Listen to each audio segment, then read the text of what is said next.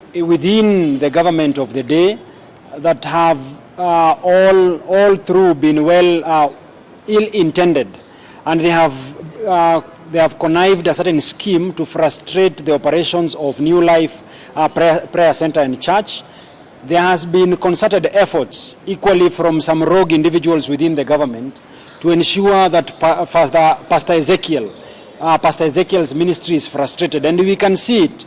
Just recently, through a publication dated the 18th day of August 2023, there was a gazette notice that was communicated to the members of the public, indicating that that through a gazette notice dated the 3rd day of August, the cancellation, or rather the registration that was issued to New Life Prayer Center and Church had been cancelled. Through a notification by the Registrar of Societies that was issued sometime on the 19th day of May 2023. As you might be well aware, you will recall that sometime in the month of April, particularly the 25th day of May 2023, we came here and we communicated to you about some shocking revelations that we had received, that there had been a communication from the Registrar of Societies dated the 27th day of April, hinting about the suspension or cancellation of the New Life Prayer Center and Church if certain annual returns were not received by the registrar within 21 days. Now, you will remember that we had rushed to court and we called to question some of this belated notice that our client was receiving. We even called to question why in the first place we were receiving a notification about the intended cancellation of the church, the registration of the church, a month after the notification had been released out. Then we just realized the other day that the registrar had gone ahead, while he had intimated that there was some olive branch that had been extended to us. They had gone ahead and caused the deregistration of the church. So because of that deregistration of the church, which was purportedly done on the 19th day of May 2023, we rushed to court through a judicial review application, which was filed before my Lord Justice Jairus Nga. And Jairus Nga, my Lord, has so far ordered that communication, the decision communicating to us about the deregistration of the New Life Prayer Center and Church has thus far been suspended until the case we have filed before the court is heard and determined. So for the members of the public, just for the benefit of members of the public, is that we shall be returning to court on the 20th day of September 2023, where we shall receive further directions as to how we are going to dispose of the judicial review application which we have filed before court. But the sum total of all what we've filed before the court is that we are seeking to quash, or rather to have the notification by the registrar cancelling the certificate that was issued to New Life Prayer Center and Church, cancelled by the orders of the court. Because the same communication has been made in bad faith, the same communication has, of course, been communicated, was even there in the first place. Further to that, we will be urging, because the reason why we are at beliefs, and of course they congregate, on all those occasions they are called upon to worship their maker and to give thanks to their creator. I think that should be all from me. I will pave the floor for for my colleague Suina Martiga before our seniors can address you. Of it to the downtrodden person is massive. You close the church, you cancel the certificate. What happens? You send people home. You deny people rights to worship. You deny the economic activities that are going on there to proceed on or to develop. You deny people who are employed in the developments that are going there. You actually need to be able to go to New Life Center to see what I'm talking about. Because if I tell you the story, you can only imagine and think. If you go there, if you see the pictures we are posting, you will then understand.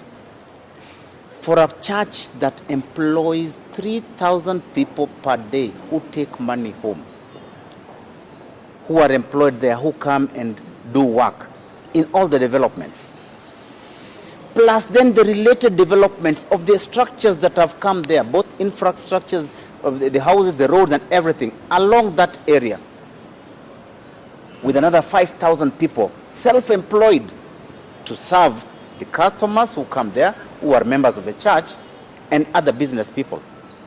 You have a total of about 8,000 jobs. So our president tells us, let's create jobs. Let's widen the tax bracket. And the pastor, by his activities, does that. Then you have somebody who is a registrar who lacks intellectual curiosity, creative thinking, who cannot solve problems but create problems, to cancel a certificate. So you cancel a certificate and all these people go home. All these people go home. How is the agenda of the government being met? Then there are schools. This is the international school that is there. It has students. It has teachers. There is an university being constructed. It's going to create employment. It is going to create employment for the lecturers and students. And then what happens thereafter? The economy develops. But because again of that intellectual curiosity missing, the registrar cancels a certificate. Is this the kind of person that we want to remain in that kind of office? How then does that help anybody? Now, that church, that area, which was just a forest, has developed. It is now open. Water, up to 1 million cubic meters available for the use of the facilities as well as the people around there. A place that has an airstrip for people to can be able to land, that can be used to help in issues of transportation. How do you close such projects? How do you then force us to go and enforce our own rights by going to court because you are denying them to us? We are saying we are going to court not because we are willing to go to court, but because our hand has been forced. And our hand has been forced because somebody is trying to deny us our rights. You deny people to worship, you close the church, you close businesses, and you do not care. And then what do? You go and tamper with documents and try to backdate things and hope that our intelligence cannot notice that. Then you come out and you're a public officer and you're acting in such a manner and you think that we will not notice and we will not make noise about it. You are there as a public servant so that you can be able to help the public. You are not a public servant so that you can be able to frustrate them. And that is whereby a person in such an office must be able to do what we call problem solving. But what do? You hide the file. We look for it. Are we willing to pay taxes? Yes. Are we willing to register? Yes. Are we willing to obey the law? Yes. Are we willing to file returns? Yes. But you deny us this opportunity by hiding one single file. And then look at what disaster it can bring about. So we are in court. The court has granted orders. The court has noticed that there is a case that can be argued. It has suspended that certificate because that certificate definitely is a miscarriage of the process that is required by the Registrar of Societies. I am asking this once again, is this the kind of person we want in that office?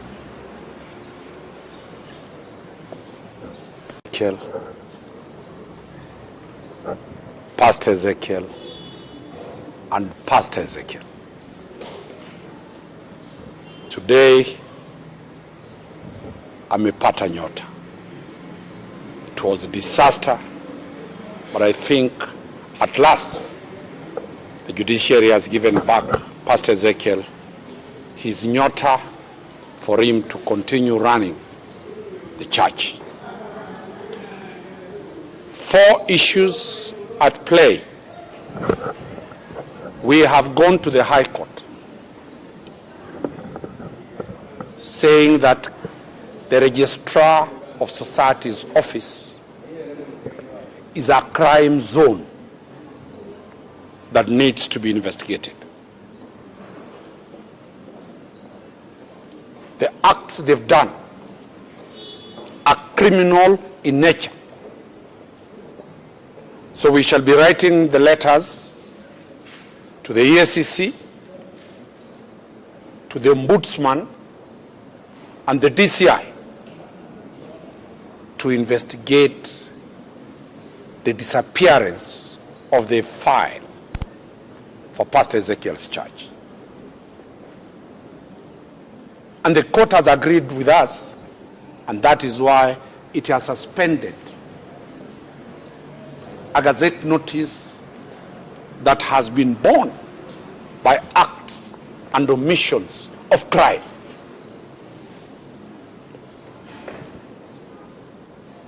We shall be pursuing after the criminal sanctions.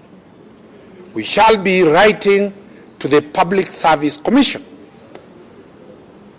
under which the registrar is an employee pursuant to Article 232 of the Constitution.